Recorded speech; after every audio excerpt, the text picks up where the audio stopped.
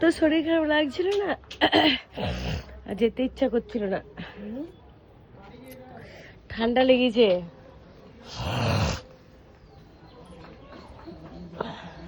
ফ্রিজে জল খেয়ে কি হয়েছে? যাবি না? কোথায়? হ্যাঁ, শাকটা নিয়ে যাবি। শাকটা মরে গিয়েছে। না মরে নাই,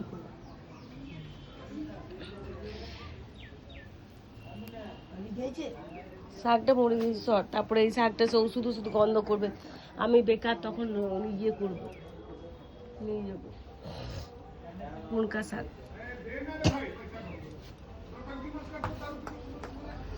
গলাটা বাজছে কেটে আমার। গরম জল খা। আমার এসেছে